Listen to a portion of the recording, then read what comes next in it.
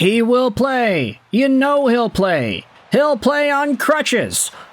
I think one of the best parts in Vancouver Canucks history is acknowledging Trevor Linden and just the impact that he had on this franchise as a point scorer, as a top center, as a leader, as a captain, as a figure in this community. From back when he was drafted all the way until now, Trevor Linden's name lives in prosperity in this part of the country. And a lot of folks would look at the Game 6 to Game 7 Stanley Cup Finals presence that Trevor Linden had as one of the defining moments in his career and one of the most incredible moments in Canucks history. Not the Game 7 itself, they lost that. Thanks, Nathan Lafayette. But just the call, the imagery, the storytelling that those few words present. He will play. You know he'll play. He'll play on crutches. Crazy. But Trevor Linden has always been a really beloved figure here in this city, and earlier this week, on Thursday, he made an appearance on Sportsnet 650 with Satyar Shah and Dan Riccio. And there were some really illuminating comments that Linden had, in particular, on the newest number one center for Vancouver. No, we're not talking about Pius Suter, but we're talking about Elias Pettersson. And I'm going to leave a link in the description to the video that was posted on Twitter by Sportsnet 650. What has Trevor Linden seen in Elias Pettersson's play over the last calendar year? The former Canucks captain and president joined Canucks Central with Riccio and Shaw. This article is also going to be linked in the description. Canucks legend and fan favorite Trevor Linden calls out Elias Pettersson. The article, we're just using it because the quotes are screenshotable and we can just put it on the screen, read it all together. But Trevor Linden, with the grit that he played with the heart and determination that he had, in two separate stints, not to mention with the expertise he had gained whilst being the president of a Vancouver Canucks team that was very disappointing while he was in that role, Linden has been frustrated by Pettersson's recent play, and specifically his poor effort in the playoffs last year, where he had 1 goal and 6 points in 13 games. I know Elias. We drafted him, Linden said, but I have to say that performance last year in the playoffs was concerning. I mean, I really found that concerning, stated Linden on 650. I've been there many times where you're not seeing it, you're not feeling it, but you've got to get in the fight, and it just wasn't there. Even though things aren't clicking for you, get to the battle. Let's be honest, that's what playoff hockey is. It's not pretty. Now, I want to say this as well.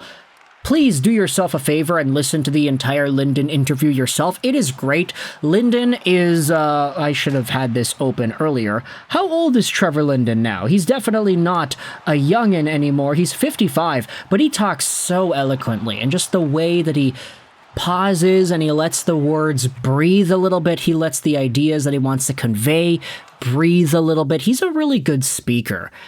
And I think that does lend itself well as to the leader that he was. But Linden does go out there and say this, too. It's interesting.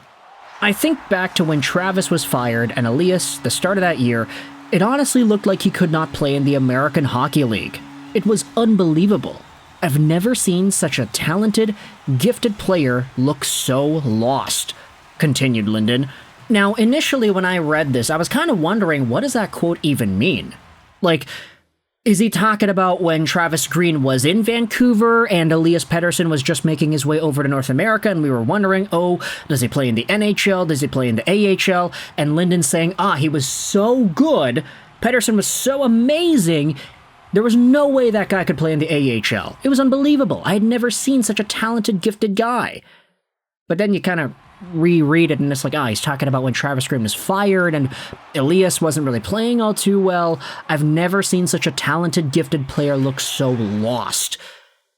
And I think that's sort of a common theme we're starting to bring up with Elias Pettersson, is that there are moments where he does not look himself and he does not fully have it, even though we know it exists in his game.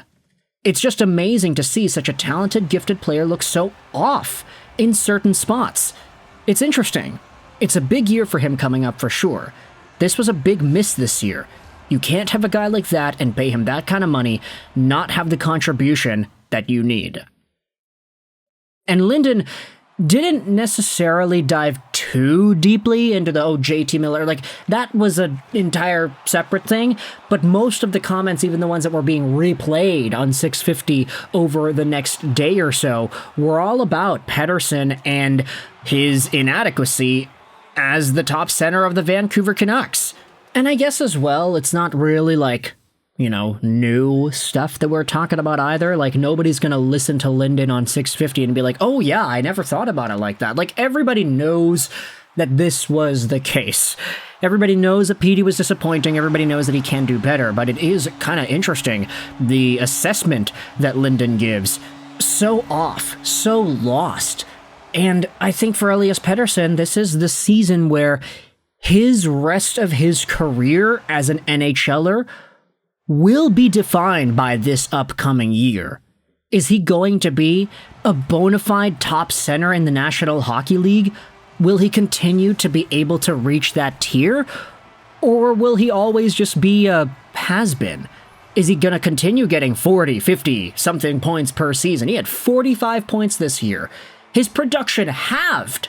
He had 89 points the year before, and that's including a terrible second half and a terrible playoff run. Pettersson went from a 100-plus point guy to not being able to get along with JT Miller. Okay, maybe he wasn't getting along with Miller the entire time, but he was so good and so present, so dynamic, so efficient. He was able to get by and make beautiful plays with Andrei Kuzmenko and the 649 lotto line. Miller is gone. Besser could be gone too. Pettersson could be the only remaining guy from lotto 649. And he's not looking anything like the guy that was on that line all those years ago. He's getting 45 points a year.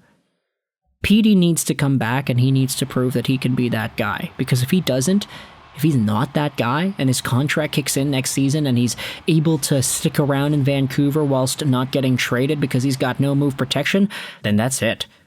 I mean, we already saw some of the trade speculation that was being tossed out there. Patrick Allvin not totally shutting down the idea that Pettersson gets traded. I guess that's a possibility too. But if Pettersson comes back and he's not nearly as good as he was when he deserved that $11.6 million AAV contract, if he's not producing 100 points a year, if he's not playing like a top-line center, if he doesn't have that same bite, that same activation, that same creativity, that same finesse that he has brought to so many games and plays in the past, if he is not in that territory, then Quinn Hughes is as good as gone in a few years. I'm sorry. Hey. Let me know your thoughts in the comment section below. What are your thoughts on Trevor Linden calling out Elias Pettersson and making the comments that he did? What are your opinions about Petey and his progression? Do you think he's going to bounce back? Do you think he's going to be a Canuck next season? Let me know in the comment section all your opinions. I hope you enjoyed this video. And bye.